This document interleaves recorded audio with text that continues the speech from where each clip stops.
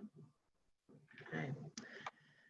So good morning, everyone, and welcome to our July virtual community roundtable, part 2 of our youth panel. Today's topic, school reopenings, straight talk between students and education leaders. My name is Dr. Eve Hall, and I serve as the president and CEO of the Milwaukee Urban League. Our virtual community roundtables are designed to inform, to educate, and to engage our community on critical issues. We host our community roundtables the last Wednesday of every month, and we are wonderfully sponsored by BMO Harris Bank, which is also represented on our board. So today's topic, we want to get right to it. In light of the effects of COVID-19 pandemic, the school reopenings, as all of you know, have been a major concern for students, for parents, for community leaders. So today we will have some conversation about this issue. We will have our youth panelists representing one high school student, MALEAK Taylor, who is a junior at North Division High School. North Division High School happens to be one of our partner schools as the Urban League. And then joining him will be 2 recent 2020 high school graduates, YAZMIN CRUZ, a graduate of Ronald Reagan High School of MPS, who has been accepted at University of Wisconsin-Milwaukee, and London Bates, a graduate of Golda Meir, who has been accepted at the University of Wisconsin-Milwaukee. I'm sorry, Madison, excuse me, London. I put you at a different college, so let me make sure I have that straight. And then when it comes to our leaders, what is called MQ, many of you have heard, a phenomenal collaboration between 3 of our region's biggest educational institutions. President of MATC, Dr. Vicki Martin, Superintendent of Milwaukee Public Schools, Dr. Keith Posley, and Chancellor of University of Wisconsin-Milwaukee, Dr. Mark MONE. So those will be our presenters and speakers today. So the format will be as follows. Excuse me. We will first have perspectives from each of our students. Following their perspectives, we will have brief overviews from each of our educational leaders explaining their reopening plans. Then we will have an open dialogue between the students and our educational leaders. And then following that, around 12:20, we will actually open up for community questions. So let's begin with MALEAK Taylor, again, a junior at North Division. He will begin. Following him will be YAZMIN CRUZ and then London Bates. So MALEAK, can you get us started? Good morning, everyone. Good morning. All right, my name is MALEAK Taylor. I will be a junior at North Division High School this upcoming school year, and I'd like to share my thoughts about returning to school. As the school year approaches, I have mixed feelings. I think returning to school is a good idea because virtual learning is okay, but classroom instruction one-on-one is more helpful. The teachers can explain the lesson in a manner that is easily understandable. You can ask questions and get an immediate response, and the overall social interaction between students is needed. However, I do have some concerns about the ability to social distance is a big factor. With some classroom sizes being as large as 30 to 45 students per classroom, social distancing 6 feet apart is not possible. Since returning to school is inevitable, I feel administrators should consider having students to work in cohorts. By doing so, this will minimize the risk of being exposed to COVID-19 by students and teachers. However, if a student or staff member should become infected, being in the cohort will reduce the ability for that cohort to be tested. So basically, that's basically what I'm saying is I feel that we should go back to school, but like we should be in cohorts to like separate each other from each other, basically.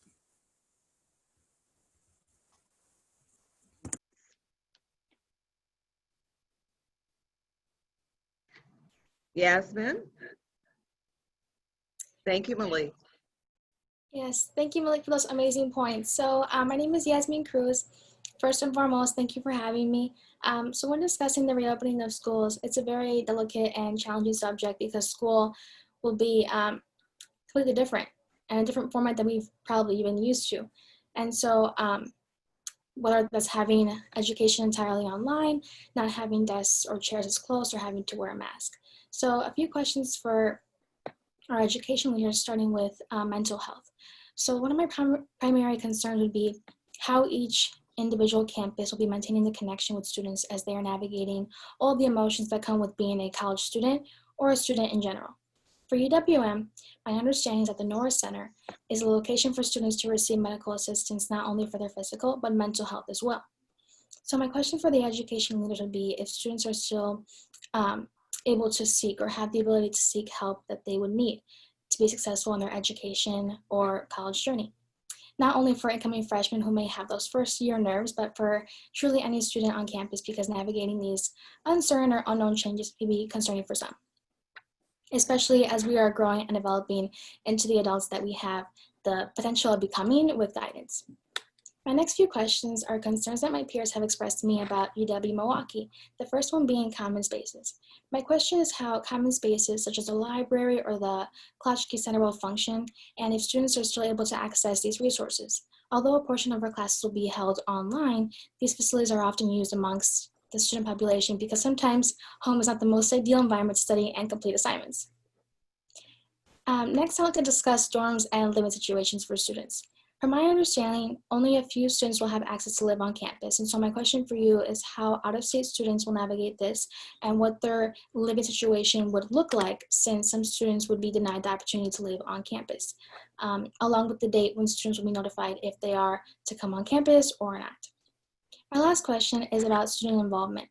UWM has a variety of clubs and organizations to be a part of, along with MPS and MATC. My question for you guys is how students will be able to join these clubs in order to continue engaging and encouraging students to become involved in the campus life and campus community early on in order to stay connected and meet new peers. But those were all of my questions for today. Thank you for listening, and I hope we were able to continue the discussion and conversation throughout the school year. Thank you, Yasmin. And once we hear from our three education leaders, some of those issues may be addressed, but there will be time for us to talk in more detail about those specifics. Wonderful. Thank you, Dr. Hall. All right. Okay, so we will continue. London Bates, our final youth presenter. Good morning, everyone. My name is London Bates. I'm a recent graduate from Golden My Year as Dr. Madison in the fall. We do have an active restart plan in place, and we will be doing half and half similar to other schools. So my concerns are more about the well-being and functioning of students and their families, as well as the day-to-day operations on campus. So one of my concerns is about mental health as well, similar to what Yasmin mentioned. I just want to know how they're going to offer services that will offer support to students and possibly even the staff, because everything is moving virtual and everything's moving online, and some of us need those interactions and we need those connections. So I would like to know what my school is offering and how they will encourage those individuals to actually seek help and take advantage of those opportunities. Another one of my concerns is the transition from a classroom setting to a virtual setting, because we don't all learn the same and we don't all learn at the same pace, excuse me. And there are all these social media outlets and web services available, but is that additional academic support going to be taken seriously, or is that need for additional academic support going to be taken seriously? And how are we going to address that? Because I haven't heard anything on the behalf of the university, and I would like to see what they're going to do for that. And as I said before, I will be doing half and half. So the second half of my semester, I believe, will be online, and I'm expected to return home. But I'm coming from a totally different environment, a totally different city, as a matter of fact, and they're expecting me to flow back in the midst of a virus outbreak, in the midst of a pandemic. So what about my family and what about my household? And those are all of my concerns, and I thank you for listening.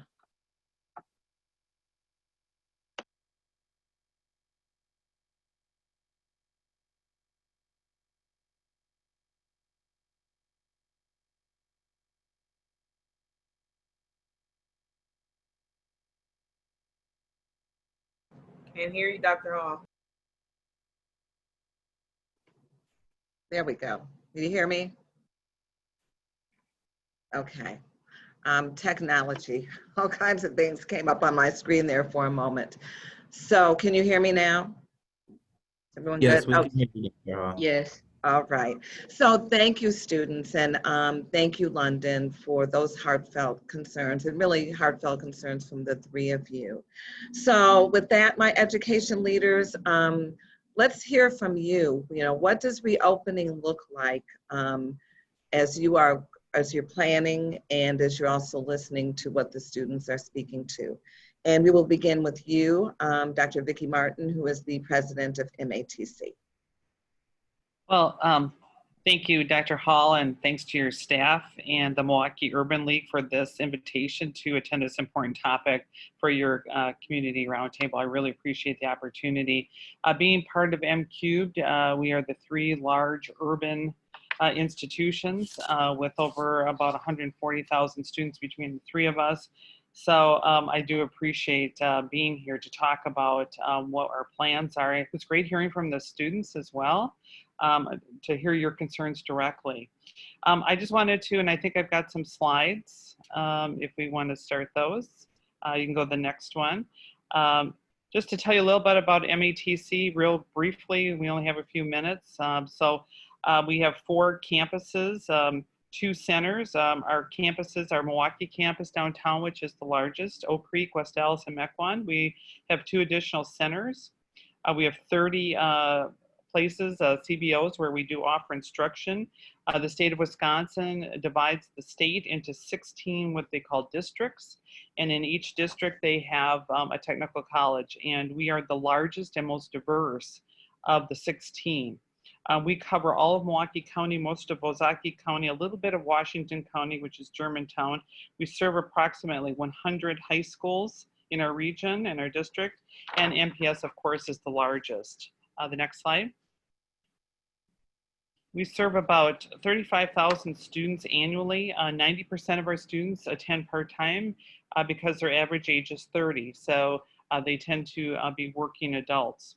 We do have a number of students who come directly from high school, and that population is increasing for us. We have about 150 program areas, but we also offer adult basic ed, English as a second language, apprenticeship programs, and GED, HSED. We do have over 35 transfer partners. We are the largest, and we are comprehensive in that we do have the transfer program, and UW Milwaukee is our largest transfer partner. Just to show what happened with COVID, we grew from only having 400 online courses. Most of our programs tend to be small class size with a lot of hands-on learning. And so we then had to switch with COVID to 1,600. So what we're planning for this fall, and this is just a snapshot, next slide. This is just a snapshot of what we're planning. It's going to be based on our enrollment, but half of our courses we're going to go online or virtual. We'll have a mix of some online, in person, about 10%. About 20%, because it's required by industry or accreditation, we're going to have about 20% fully in person, and about 15% is just because we have apprenticeships and clinical sites for our healthcare programs, and that's what we're hoping to do. So some of the students, Yasmin and London mentioned specifically, what are we doing? The next slide, please. We are going to have some limited on-campus staff for admissions, advising, and registration, along with childcare, tutoring, library, and food service. We're going to have remote access. We'll have some mental health counseling available on campus, but most of it will be remote. And we do have televisits for students in terms of getting health services through our partner, which is Freighter Hospital. So any of our students can certainly access health care that way as well. Next slide. Many of you have talked about, from students, about technology and what that means and access to that.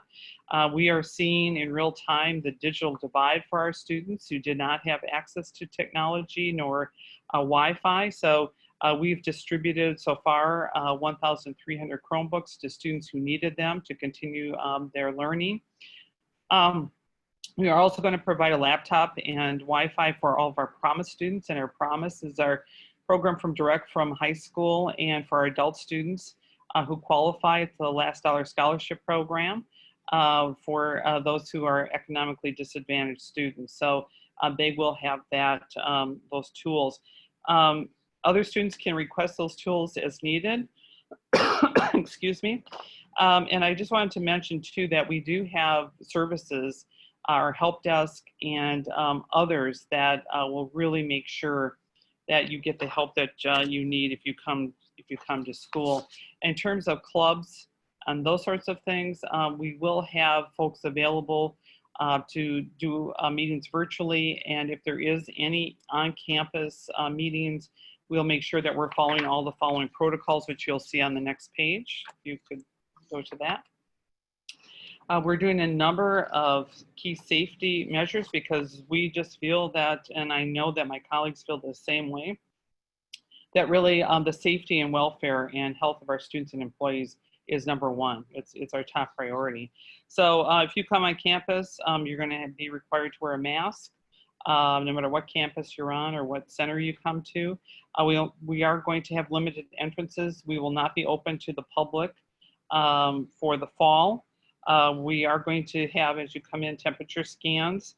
We will make sure that social distancing is in place. We make sure that we do some health forms so that folks can determine whether or not they're really well. We ask people who are sick with anything not to come to campus. We have enhanced cleaning, and we are going to be doing contact tracing. We've already started that process. Just as the last slide is just my contact information. So I wish the students the best of luck, and I'll turn it now over to my colleagues. Thank you, Dr. Martin. And I will also thank you to Dr. Hall, as well as all of our wonderful students. It's awesome to share the platform with our scholars, MALEAK, YAZMIN, and London, and always my two esteemed colleagues, Dr. MONE and Dr. Martin. Thank you for this opportunity.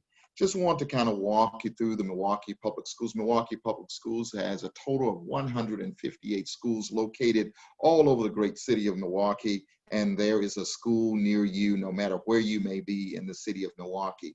We service over 75,000 young people on a daily basis throughout the district with services to over 10,000 employees.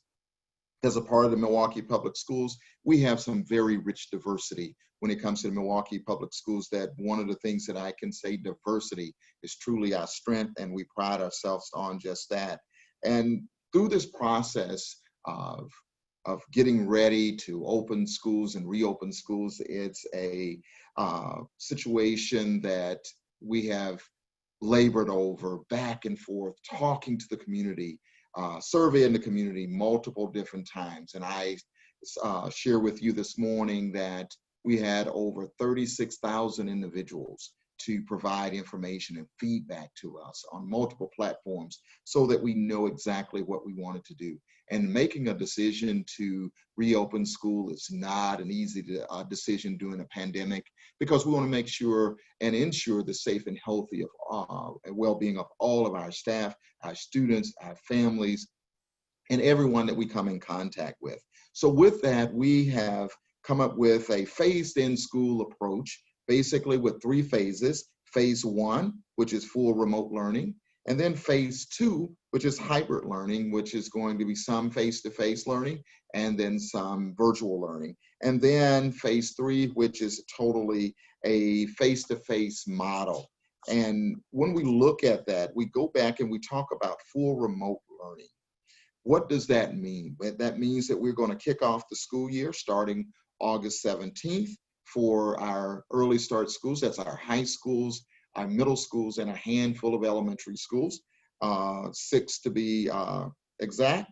And then on September 1st, we will start our traditional school with traditional students returning back on a virtual learning calendar as well. And virtual learning, there will be no students in the schools, in the school buildings, and all instruction will be provided from a virtual standpoint. In order to get there, we had to take a look at making sure that all of our students in our district had access to technology devices, as well as connectivity around internet services. We have, thanks to all of the wonderful people in the great state of Wisconsin and the support that have poured in to support us through this effort, we have provided with our students one-to-one Chromebooks last year, but this year it will be 2-to-1 Chromebooks. We will have a Chromebook at school and we have a Chromebook at home for young people to carry along with them. And we will provide hotspots if families need hotspots, because we found out that 30% of our community and our families need hotspots. And so we have been able to provide that and been able to purchase those items to be able to pass along to all of our students that may need a Chromebook and need a device in order to, hotspot device in order to access the internet. Then we're going to move in phase 2. And let me back up to talk about in phase 1. Set a number of days there, 30 days to 45 school days. 30 comes from the idea that at the elementary level, we are on trimesters, and then at the high school level, we are on terms. So therefore wanted to make a smooth transition from phase 1 to phase 2 in the learning process. And in the hybrid learning process, students will attend school face-to-face 2 days a week. Monday and Tuesday, half the class will come. And then on Wednesday, we will do a deep cleaning. And then on Thursday, Friday, the other half of the class will come. But through that process, it will be 2 days from a face-to-face model and 3 days from a virtual model. And that will move us into phase 3. Looking at phase 3, and what we do in phase 3 is what we know it, brick and mortar, back and face-to-face learning. However, that will be different because we still have to continue to practice the social distancing and all of the things that is guided, that we are guided by with the CDC guidelines. Students will return fully in-person learning, as well as we will have a virtual option available to families who may want to exercise that virtual option throughout the school year. So we will have that model available. And the question was around clubs and activities and those kinds of things. And, you know, in high school right now, we're in the midst of athletics. You know, it's football season all over the world. But the thing about it, we have made some adjustments around what we're going to do around some of those sports, some of those low contact type sports, like we're going to continue with cross country because that is, you know, you're not, it's not a lot of touching and things of this nature going on in that particular sport. So we're looking at how we do that, as well as volleyball is happening right now. And so what we're doing around volleyball is looking at how do we shift volleyball and football and those contact sports to a later time in the academic school year, so that every single student will get a chance to partake. But also some of those sports where we can get by, like swimming and diving and things of this nature, we will be able to move forward with. And when we talk about health and safety, all of our schools will have PPE set aside so that all of our young people will have masks. And we have set aside a number of masks for our young people and staff on a daily basis. It will be limited contact from outsiders into the buildings, making sure that we can ensure safety. We have prepared a room to take all of our students that may show some type of symptoms. We're working through that process to make sure that our students are taken care of on a daily basis, making sure that we have a school nurse there to support throughout that process. One of the things the student talked about was a little bit about this social and emotional learning. And I will be the first to say to you that we understand and know that face-to-face instruction is the best mode of instruction. But right now, virtual is what we have to offer at this particular time. But we are trying to shift and pivot back to face-to-face as soon as we possibly can, because we all want that human contact and be able to talk. And it's amazing to just sit in a large conference room alone and talk to numbers of individuals that are out there. But we all need that that face-to-face support and guidance as we move forward. And so what we have done is to provide social emotional learning opportunities for our students. If you want to talk to your school counselor, we have a process in place virtually that can happen. Your psychologist, social worker, anyone that you want to spend some time with. And we have also set up a platform where every single child will receive a call from us on a daily basis to check in on how your day has gone. Thank you. And at this time, I will pass it on to my esteemed colleague, Dr. Mark MONE. Mark. Dr. Posley, Dr. Martin, thank you for the great background from your educational institutions. More broadly, Dr. Hall, thank you for including me on this panel. Wonderful working with you here today, and of course in your service as a regent to the UW system. I am appreciative of BMO for their support for this series, and especially for the students. Hearing from you today, hearing your particular questions is quite important to us all. So thank you, London, thank you, MALEAK and YAZMIN, and I look forward to beginning to answer your questions here today.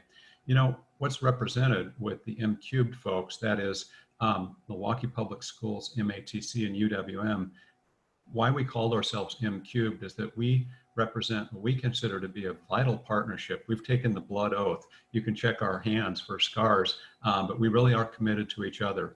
And what that means is that we're committed to our 140,000 students in this community to ensure that they're ready for the workplace, but also that they're educationally prepared for life. And that means that we want to do everything we possibly can with our challenged resources in public education to really support each other. So we've got a series of programs. We've been working together for years, and I'm so excited about so many of the outcomes that we've achieved. If you look at the FAFSA completion, if you look at the number of students, the percentage graduating from MPS, if you look at the number of students who are successfully transferring to higher ed institutions and then continuing successfully once they get there, those are the areas that we're working on. So Dr. Martin, Dr. Posley, your work is among the most noble and the most important that's happening for the most important population in the state of Wisconsin. So I'm very grateful for our partnership. You know, UWM, as you look across the state, like my other colleagues' institutions, we're very diverse.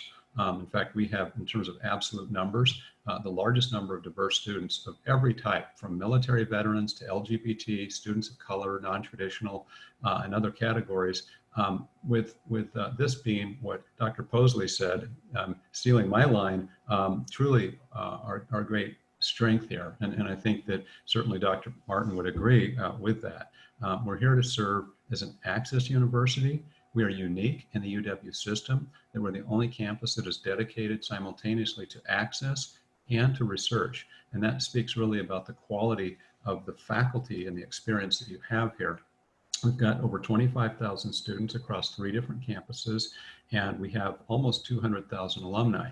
I'm very proud of the fact that Dr. Hall, Dr. Posley, and Dr. Martin are all included in those alumni of UWM. So go Panthers, and this is a really important recognition that Panthers come from Wisconsin and they stay in Wisconsin. So it's a really powerful perspective that adds so much enrichment to this community. Now, as far as our reopening plans, I have to tell you, just today, we had our 8th town hall. We are communicating religiously, we're putting information out, but we're involving a lot of individuals. We had today a town hall for our employees. Last week for prospective students. In another 10 days, we have another town hall for our current and returning students. So these are very important for us to be able to communicate, get that information out there. And I want you to know that as we've developed our plan, like my other educational counterpart speakers, we've been involving a lot of people. These are complex decisions.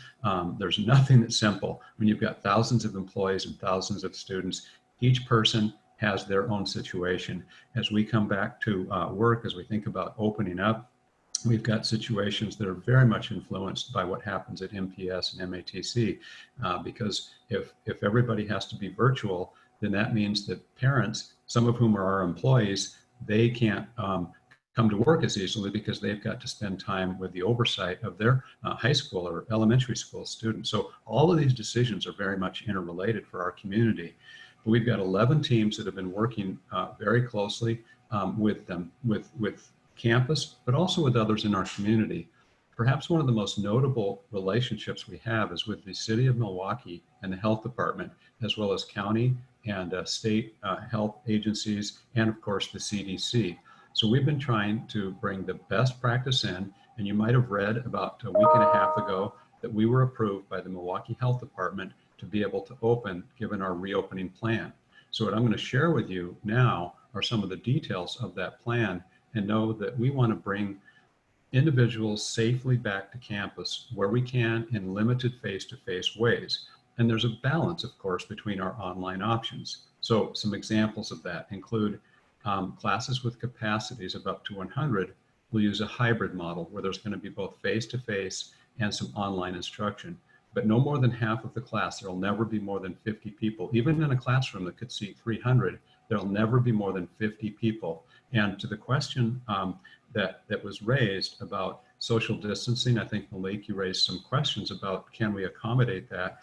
Absolutely. We've got the rooms absolutely taped off, and plexiglass, and absolute requirement for social distancing to be in place. There's a number of our courses, and we typically have over 5,000 courses, and a lot of those are already online. We led the state with about 11,000 students online. We've received a lot of awards over the years, but we've expanded that. So we've got great capabilities. Now we're prioritizing for certain classes face-to-face activities. Those would be where we have labs or studios, performance arts, but also the types of things where we want freshmen and sophomore to have more opportunity to have face-to-face activities. And what we want students to know is that if you have concerns or needs, those can be accommodated for online wherever we possibly can do that. We are not changing the academic calendar. So round numbers, percent of course offerings that'll be face-to-face will be about 30%. In terms of fully online, it's about 50%. And then about 20%, the remainder will be that hybrid type of model. We have a number of practices. In fact, it's more than a dozen different practices to ensure safety on campus. We're requiring face masks. That's something the Board of Regents strongly endorsed. We're in complete agreement with that. Social distancing, absolutely. Plexiglass, as I mentioned, check out the Instagram. If you follow UWM, you can see posted as of last night, plexiglass all over the place. Reinforcing the hand washing, requiring students and faculty and staff to sign a statement about their safety behaviors, their monitoring of health, and so forth. A lot of safe, smart behaviors are being communicated and required. We're sanitizing the facilities on a regular basis. A lot of classroom ingress and egress types of things, and so areas like that. The other specific questions that you've asked, some of the things, as far as COVID testing on our school sites, for all students that are showing symptoms, that's conducted through our Norris Health Center, so that's provided. For employees, of course, they have their own health insurance, and we're asking them to work with their health providers. As far as students who may be infected but aren't identified, we've got a whole set of procedures for that area. Both YAZMIN and London asked about, what about mental health? What about some of the other areas that are not physical, but truly around behavioral and mental health issues? This is an issue that the regents and UW assistant chancellors and health officers, as well as student affairs officers, have taken on that bull by the horns. It's a growing issue nationally. We know that across education systems in this country. Our Norris Health Center is providing help this summer, both in person and especially through telehealth for individuals who have needs, and we'll continue to provide that, obviously in a modified manner, but know that we have a dedicated health center on our campus for our students' needs. As far as the plans for students without internet or without computer access, like Dr. Martin, we've been providing either free or very low-cost computers for every student who needs it. We're providing support through emergency grants. We're working with broadband providers to find ways that we can get students into areas where they can have access. There are also, to one of the questions that was asked, places for students who don't have computer access to be able to do more than just the library, but to have different Wi-Fi and different access places. As far as the student learning issues, and I think all the students touched on this directly or indirectly, what if I don't learn well in online or remote learning environments? Every student has a peer mentor, every new student that comes to UWM. And there are online learning tools, and we want to provide support and help, and of course, additional tutoring for anything we can do. We also have a website that's dedicated to how to be a successful online student. We want to support that. But we also want to provide face-to-face or personalized instruction where we can. The final comment that I'll make is around safety measures in the dorms. We have a whole set of procedures, and trust me, on our website, there are things around reopening where we have hundreds of frequently asked questions that are answered in a nice way to navigate through that. But as far as living safely on campus, just a few ideas. We're requiring masks, and then if you're outside, wherever you're closer than 6 feet, you have to wear that mask as well. We've got our service and information desk and department offices throughout our 3 different campuses, and they've got a supply of disposable masks that they'll be providing. We've got a lot of support in terms of how we're allocating students to different areas. If you have specific questions, of course, you can follow up with me, or we can guide and direct you. But our website is a really good resource for that. So, Dr. Hall, back to you. Thank you. Well, first of all, great information coming from our 3 education leaders. So that's very valuable. Again, a lot of passion, concern from our students. So let's open the dialogue now, just between the panel members. So students, I'll start with you first. You've heard from the leaders of Milwaukee Public Schools, University of Wisconsin-Milwaukee, and MATC. Any thoughts, any further questions or concerns that you would like to express? If I may, Dr. Hall, I have Yes. a quick question. Okay. Okay, that's London Bates. Yes, ma'am. I suppose this could go to all 3. I was wondering about the interaction between the different counties or just transfer students in general. Are you worried about that at all? Students coming from different environments from here to there, whether it be college or MPS? Because I understand that you may not be able to put a halt on that, but is there any initiative for that, transfers? Maybe I can start on that, just because I think if we're talking about transfers, I'll speak from UWM's perspective. We are the largest transfer institution in the state in terms of number of students who come to a higher ed institution from somewhere else. As Dr. Martin pointed out earlier at MATC, that's our largest source. So that's generally within the county, although there are other locations that MATC has that bring students in. I think part of your question, if I understand it right, is that there are very different ordinances and codes that are in place across different places in the state. And so what's happening in some of our counties is that students may be operating with different safety and health precautions, and then they're coming to our campuses. That's certainly something that we're aware of. I have to tell you, at our campus, 80% of the students live off campus. Only 20% live on campus. So we're dealing with that all the time, and we're very much wanting students to have smart and safe behaviors, not just on campus, but in the 80% of the time, where they're out and off campus. That's the hard thing to control. We can only do so much on our campuses because I like to say we're porous with respect to our boundaries. So does that answer your question, or was it a different issue that you were getting at? I received an answer. Thank you. That makes sense. Okay. I will take it on next, I guess. One of the things I can say is the Milwaukee Public Schools is truly a district of choice. And there is a lot of movement on a daily basis, from school to school, internally as well as externally, from school people moving into the city.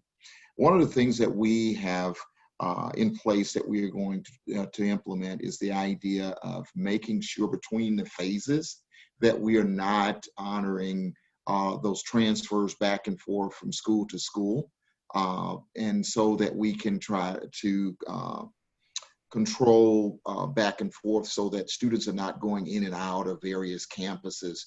and, you know, for the making sure that everyone is healthy and safe around that particular piece. So that's something that we have had in place. And also I kind of talked a little bit about various individuals coming in and out of the campus and those kinds of things, and trying to limit that volume of travel, except for our partners of MQ, you know, because we are seamless here, because we have students that are working between the three campuses, you know, with students taking our early college classes and things of that nature, as well as the professional development that may go on with the staff between the three institutions.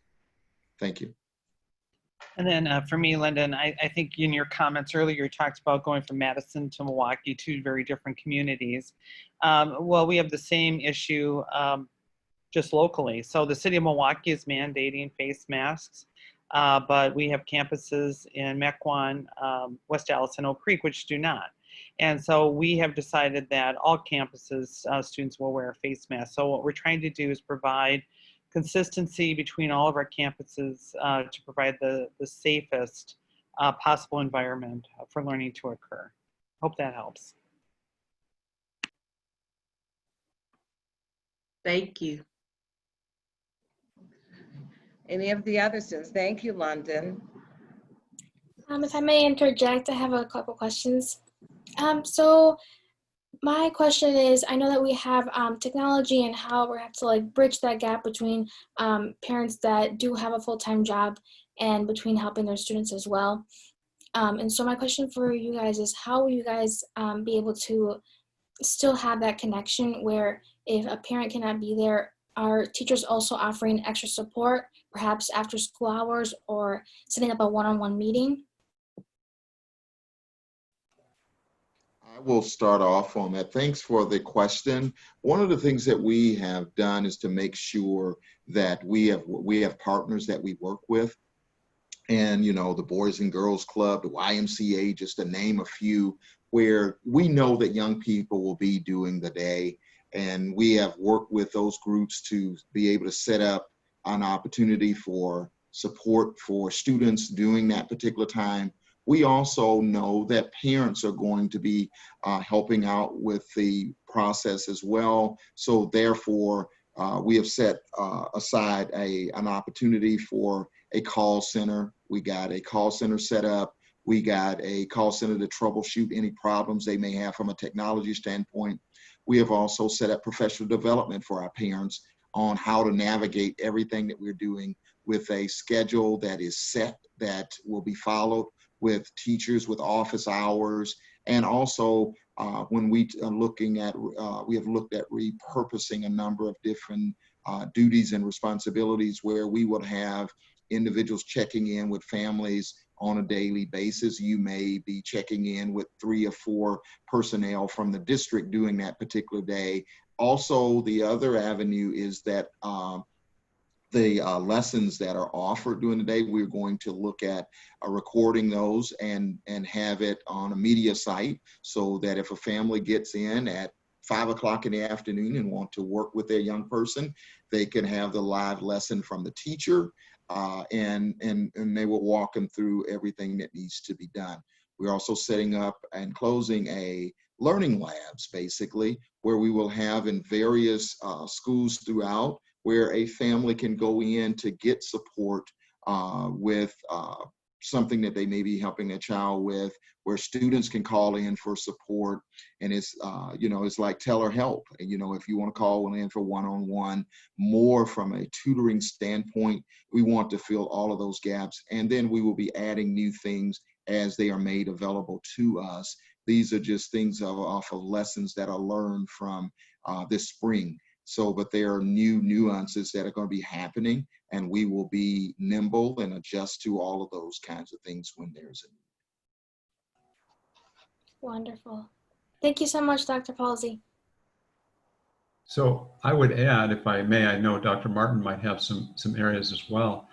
Yasmin, thank you for your question. And I'm going to answer it, if I can, from UWM's perspective, which would be a little different, I think you can appreciate. We want to actually have a little separation from the parents as students enter college. And so we're not going to provide as much support for parents. We're not going to aim at that. We want students to become, independent and really have autonomy and direction. So we have about a half a dozen things in place that I think very much directly address your question about the type of extra support and the tools and resources that are available. I did mention earlier the peer mentor, and that's really important. I've seen just amazing things happen because of that. And related to that, of course, is your academic advisor. They're very important to kind of help keep individuals on track. More broadly, we have a student success center, and that's open, and students should feel incredibly comfortable going in at any time to explain whether it's on the home front, technology, issues with financials, issues with anything academic. Let us know and we'll help sort those issues out. So that's a second tool. We also have multicultural centers. So different people have not only an identity, but oftentimes intersecting multiple identities. And we have sociocultural, academic, and other types of support through any number of centers on our campus. You also mentioned earlier the issue, and the question came up around clubs. And how are we going to continue to keep those clubs going? That is so important for identity. Those clubs are still available online. They're meeting during the summer. They're meeting right now. Our student association is still meeting. I meet with them at least monthly. So having support through the clubs. We also have, akin to what Dr. Posley is talking about, what we call living learning communities. So if you decide to major in engineering, architecture, biology, English, name the field, there's living learning communities that you can identify with, whether you're on campus or not, through virtual support. And then the final comment that I want to make is that a lot of these put a responsibility on a student, but a lot of students are shy, they're bashful, or they don't want to say, I need help. I mean, I'm 18, I'm 19, I'm supposed to be independent. And I don't want to have somebody who's 25 or, gosh forbid, 35 or 55, who's telling me, that, so is there some other source? So we're engaging with MATC and a couple of other academic institutions in the region to start something that we're calling Moonshot for Equity. And this is something that we're partnering with the Education Advisory Board that gives us more tools and resources from a technology perspective that allows us to help you stay on track. So look forward, if you're coming to UWM, to this fall, having something that you might feel like, well, that's a little, they're monitoring, they're providing oversight. But if you're not doing so well in a class or not meeting with individuals, we're going to be pinging you and we're going to be saying, Yasmin, we'd like you to, make sure you're keeping up with this. How are you doing? That kind of reach out. That's really something we found from studying best practices across the country. We have to assume that role because not everybody is going to feel comfortable reaching out. So we're going to try and meet you where you are in a very important way. Thank you so much, Dr. Mahoney. You're welcome. And I just want to add, not to repeat anything that you just heard, because those are just really great responses. But, for our students, they're often parents of MPS students. And so you can just imagine what the home life is. And I always say, well, the family that studies together will succeed together, because that's really what it's going to be, is like the family unit's going to come together. But as you said as well, as others, you also have to work in between, right? Many of our students can't afford just to go to school. They also have to work. So it's a very complex time. But I do think that what's happened is a lot of innovation has come out because of it. And I think what we're looking at is the possibility of some cohort groups working together to provide the kind of support that is needed. We have certainly individual support, but I think that having the students come together as a cohort, and especially as families, is really going to be critical. And it's great that we have this MQ partnership where we can really come up with those strategies that help our students to easily succeed moving between our institutions and others. Hope that helps, Jasmine, or Yasmin. Thank you, Dr. Martin. All right, wonderful. MALEAK, I don't want to leave you out. Did you have any other thoughts or questions that you wanted to ask, or any more perspectives you wanted to share now that you've heard everyone speak? No, I basically have everything I needed to know. Okay, all right.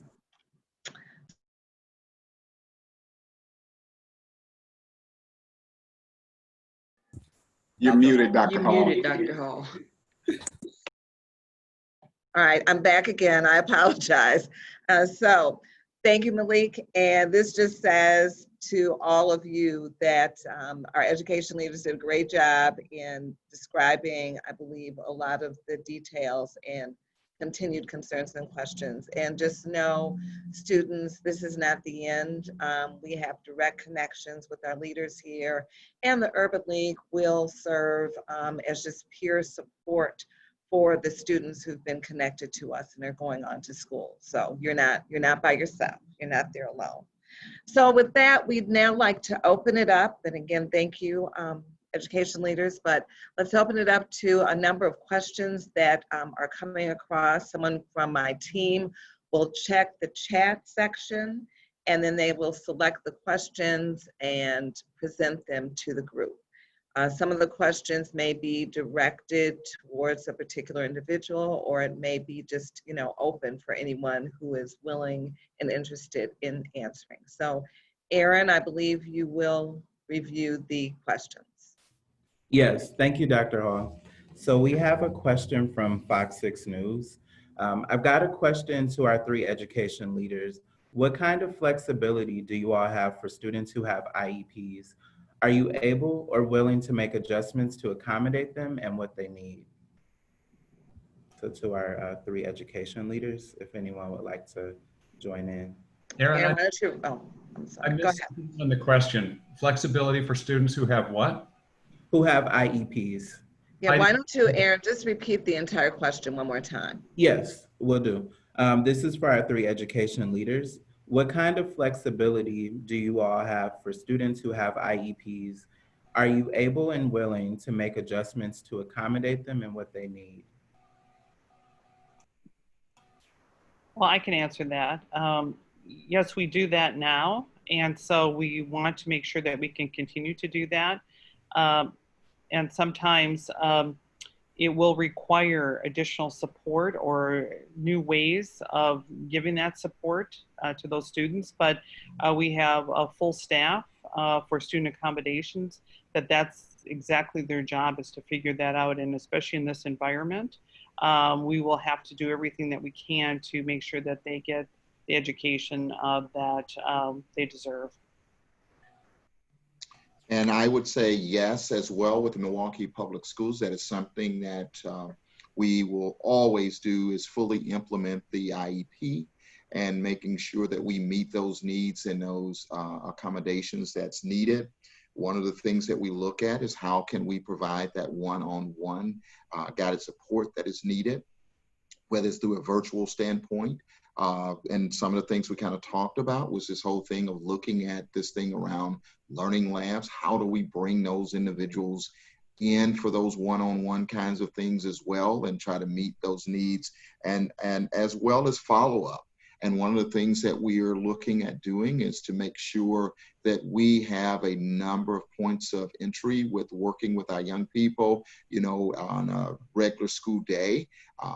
A student may work with their special needs teacher as well as any other teacher that's in the building, but also what does this look like from a virtual standpoint? And we're aligning those same services that we provide to them on a daily basis that the IEP calls for from in a virtual setting. And I would add to that also, yes, emphatically, in the sense that the areas that I talked about with YAZMIN, those half a dozen different areas to provide individualized support for students are there.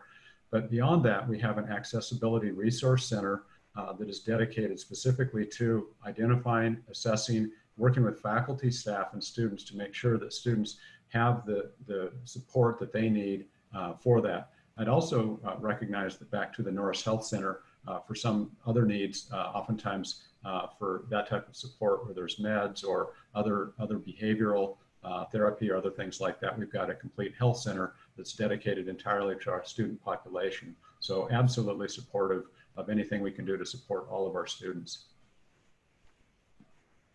Okay, thank you. So these were a few questions that came up during the dialogue between the students and leaders. This one is for the panel students and education leaders. They would like for you to speak to the value of local community partnerships, and any thoughts on how to create greater synergy to ensure that youth are safe, healthy, and connected to assets during these challenging times. And I can read that again if you need me to.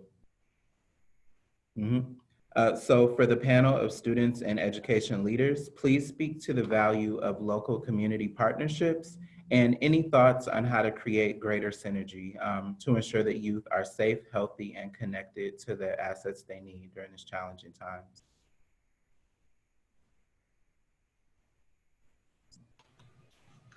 Maybe I'll start off with this and point out, I think in today's world, student voice is incredibly important, and that's why I'm so appreciative of having a panel like this where we hear the students, hear their questions.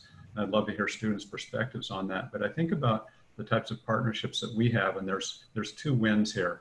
One is that, you know, when you think about whether it's Big Brothers Big Sisters, Boys and Girls Club, City Year, Milwaukee Urban League, other types of organizations with which we partner, we want our students at UWM to participate to help with respect to whether it's in the K-12 population or whether it's in preschool reading or other types of activities. As I think about the work that we're doing with Danae Davis and Milwaukee Succeeds and some of the really critical outcomes that we're trying to impact in terms of early childhood education, in terms of making sure that we have students of color, particularly African American and Hispanic male students in high school graduation achievements. Those are vitally important for our students, our faculty and staff to be involved with, but also for the students to be able to communicate to us what's working, what isn't working. So it's a two-way bridge. And so I want to recommend, as we have community members on this call, to recognize that we have over 60,000 service learning hours that our students, faculty, and staff are participating in terms of these partnerships. There's truly scores of different areas. And again, I want to come back to stressing the value of student voice now more than ever. So I'd start the answer that way. Yeah, I would underscore what Dr. MONE just said. City Year and all the great work they do with MPS. And I would also underscore what Milwaukee Succeeds, especially the high school initiative, but the early childhood initiative, so important for this community and for our students and our futures. I would also talk about Hunger Task Force for food insecurity. They're a great partner for us. I'd also like to mention, I'm sure I'm going to forget some. I'm sure there's a lot of partners that are on this particular webinar. But also our employers. I have to just tell you what great partners they are, because we have to have our students have internships in the different programs and working with them to ensure a safe environment as well. So that's been really helpful as well. And I would add the idea of around this pandemic has truly showed the value in partnership. And it's the idea of all the individuals on a daily basis that we're communicating with around what we do for safety nets around this community, children, adults in this community as well.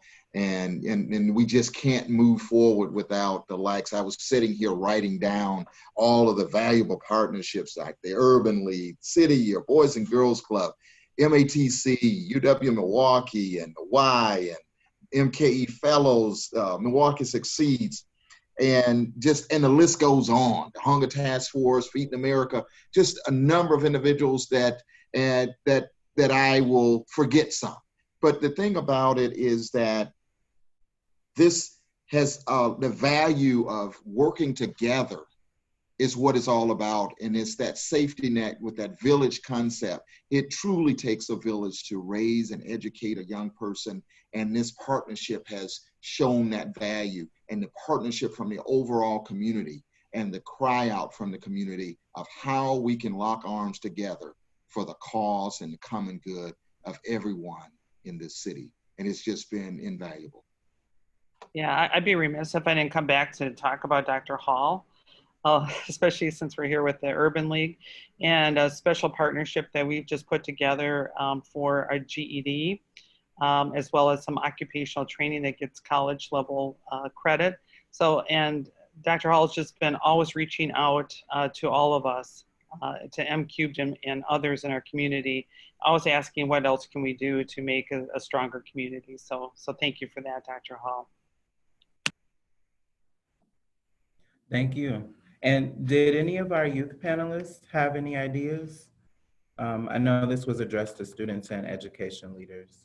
I can read it once more. Any thoughts on how to create local community partnerships and create greater synergy between all of us, just to ensure that young people are safe and healthy and connected to what they need?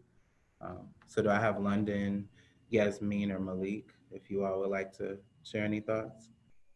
Sure, I can add something. Just to kind of add to what was said, I think that unity and inclusivity is very important, especially in these times. As Dr. Posey mentioned, that it truly takes a group of people to make something amazing happen. And so in these events, it shows us just how much we need one another, and working together is how we get the most effective and efficient outcome. Great. Thank you, Yasmin. London, did you have anything?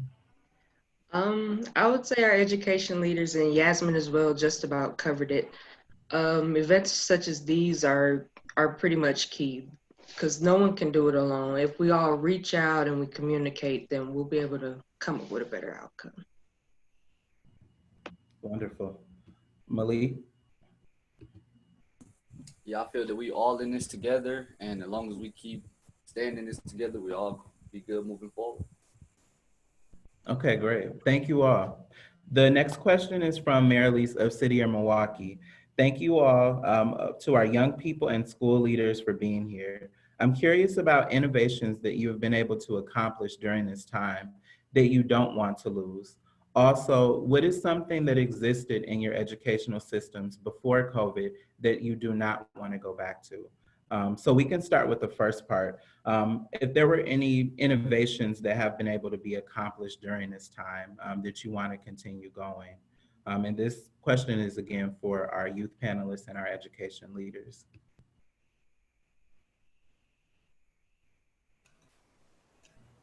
I hate silence. I'll jump in again. Thank you. I'll offer, one thing that's really an advantage right now. Sometimes I wish it weren't so much the case, but people are really more available, and you can do one-on-ones easier. Our days are a lot fuller, it seems like, but you don't have that travel time and the accessibility. We've never had as many people being able to participate in some of our meetings. So you really do have that access, and that innovation is very helpful that way. Communication is pretty immediate, and you get a lot of that type of interaction. I would add also the virtual platform, this being able to communicate and share from a virtual standpoint. And the one thing that is excited to me, I ask myself over and over, why have we missed so many days due to snow days when we have this virtual platform that we could have been using and those kinds of things? And this has really truly opened our eyes around that particular piece, and won't have to be at the end of the year looking for makeup days because of snow. You flip it over and just go virtual. I think for us, it's been amazing with how many things we thought we couldn't do or that we've been waiting to do for quite a while.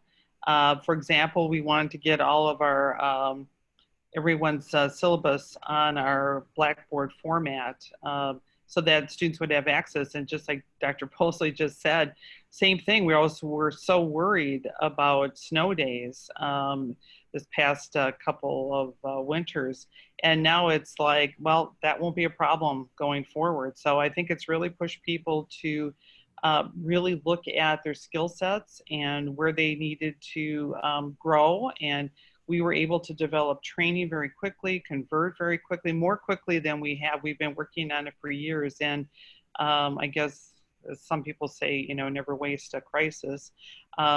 We use this as an opportunity to get everybody the skill sets that they need, and really believe that at some point the students will find that this will help them and provide value in the future as they transfer or go on to their world of work. It'll be a skill set that it will give them just another leg up. So I think that that's been the eye-opening piece for us, is things we didn't think we could do quickly. We've been able to very quickly get things done. Thank you. So our next question is from Leslie. What is going to be put into place to support staff's mental health and well-being to combat burnout and compassion fatigue while they return to the classroom? And just for the sake of time, we'll limit the responses to 1 to 2 of our panelists.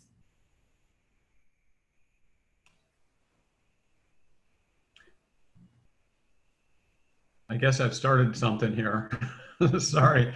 A couple thoughts on this. This issue actually came up at our town hall today. There were questions ahead of time, and I'm just putting a campus message together right now as a follow-up to the town hall exactly on this issue. It's a really poignant one. Individuals are stressed. There's great uncertainty.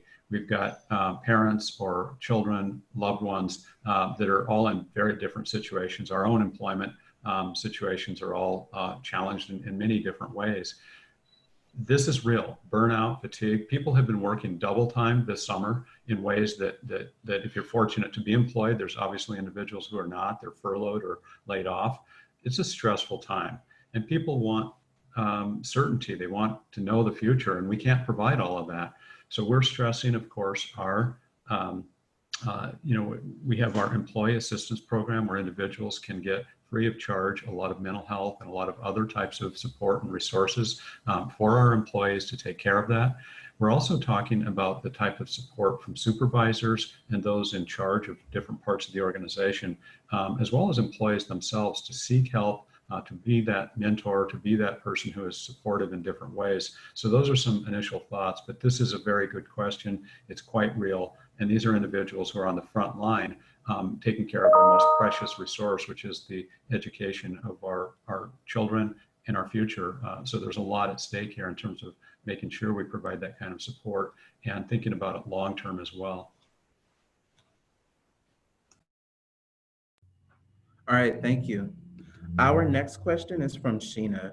Is MPS prepared to have an influx of students from neighboring communities whose districts have not developed a solid virtual learning plan? So Dr. Posley, do you have any thoughts on this question? The Milwaukee Public Schools is ready. We have a wonderful curbside registration piece that's taking place. You can drive up and we can get you enrolled at a moment's notice. You can call in and we can enroll you over the phone, or you can go online and enroll. We're looking for an influx of students, which we get every single year.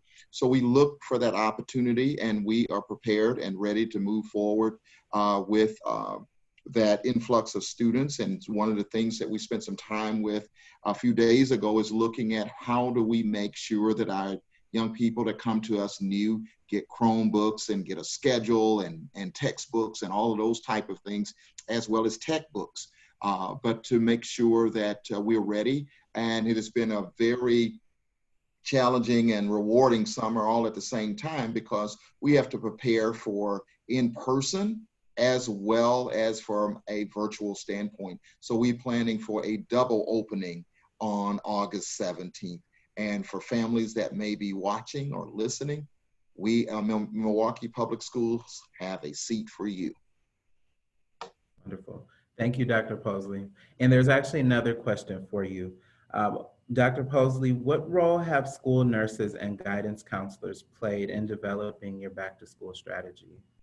Our back-to-school strategy has a number of individuals that have been a part of that particular piece to get, we have basically about a 268-page document that all types of people from the community weighed in the neighborhood, over 300 people that come together. A large portion of those individuals were, we worked with the Milwaukee City Health Department with Dr. Kowalik and her team as well, and they have been a part of our planning process through this, as well as when we wrote the plan, as well as our nursing staff that we have within the district. And so they have played a very key role in providing what we have. And we have also worked with the state health department as well, along with members from the Council of Great City Schools. Those are the large urban school districts around the country. So therefore, we have had a great deal of input that has been placed into this document from the nursing staff and support. Okay, wonderful. And one final question before we wrap up. This is to all of our leaders. As you all get closer to fall classes and your plans begin to roll out, what is the biggest challenge you foresee coming in the fall semester? Well, I think for us, the biggest challenge, I think, is to know when and if we need to close again for a short period of time. We do have some metrics around that, but I think just really determining and making sure that we have the safest possible environment, and we'll be monitoring that on a daily basis. But for me, that's going to be the biggest challenge of then if we do need to close, how are we going to ensure that the students can make up what they missed during the time? But that will be our #1 priority, is to make sure that we are following what our public officials are telling us and ensuring that the students can complete. I think for us, this pandemic, this race, health, and economic pandemic has really crystallized, for us anyways, our importance in our community. But we recognize at the same time that what's going on in our students' lives needs more support. And I'm so glad people ask questions about the community and how we can all work together to recognize that support. But that's what we're going to have to be monitoring on a regular basis. I would add to that, really echoing the same things as Dr. Martin, but maybe with a slightly different twist. You know, when I think about, you know, the way I ask the question is, what's your biggest challenge? What keeps you up at night? And I think about, how do we maintain, how do we reinforce that safe, smart behavior, both on campus, but also off campus? Again, there's so much we cannot control. There's all the training, all the communication, all the protocol in the world that we can have on our campuses. But what happens when students, being students, go and have that wonderful social time with family and friends, or when they go home and they're not in that type of safe environment? And then, so all of this is, how do we prevent either a mini outbreak or a large outbreak associated with our campuses and the neighborhoods? So it's really reinforcing that messaging, and for all of us to engage in the smartest possible behavior, because that's what we see from a scientific, knowledgeable perspective. We can manage, we can control this. And then if we do get to the point where Dr. Martin spoke, you know, in terms of the outbreak and managing that, how do we figure out if this is all or nothing? I hope that it isn't. Societally, you know, these are big challenges, but if we just have to like continue until we have a vaccine or until we have a different world, this could be a long haul. And I think it's so important, as Malik's first question pointed out, the face-to-face interaction, the quality, the types of things that we can achieve best in person. We want to be able to continue that. So to me, those are the biggest challenges that I think about for the fall. Biggest challenges I see is 3 things that keep me up at night. Well, number 1 is the idea of making sure that we are able to find all over 75,000 students and getting them everything that they need, textbooks, hotspots, Chromebooks, and things of this nature, to make sure that they have what they need to move forward. Number 2 is being able to meet all of the academic needs of all of our young people. And we have to make sure that we're able to do that.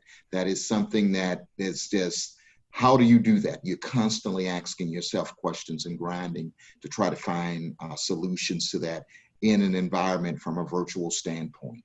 And then finally, this whole thing around moving from phase to phase, moving from phase 1, moving into phase 2, and maybe going to phase 3 and have to go back to phase 1. What is that going to look like? How often is that going to take place? The world of unknown, and being able to find a way. But I find resolve in all of that from a statement from, it seems as if everything is impossible until it's done. And that's a quote from Nelson Mandela, that, no matter what it may be, it all seems impossible until it's done. and I will assure you that we'll get it done. Thank you for that. So education leaders, thank you. But I also want to extend this to our students. Students, your last words, as you're thinking about the fall, what's keeping you up at night? What still remains your biggest concern? So I'm going to start with Yasmin. Yes, so I guess the main thing for me is the fear of missing out on opportunities that if it weren't for the pandemic, perhaps I would receive. And so missing out on the last portion of my senior year really impacted me in a way that you truly never know. And so for me, it's like when I enter college, I want to continue that impact and helping other people, just like I did in my senior year of high school. And so what keeps me up is the fear of not being able to do that because it's going to be held virtually majority of the fall semester, if not the whole year. Okay, thank you. London? Just to piggyback off of Yasmin, I'm also concerned about my experience and the opportunities that are ahead of me, because I'm not just going to school just for my education, although that is a priority, but I also wanted to go for the experience. I wanted to be involved in some student organizations, and I understand that there are going to be limits to that in my social interactions. So that would be the main thing for me. Okay. And MALEAK, we will end with you.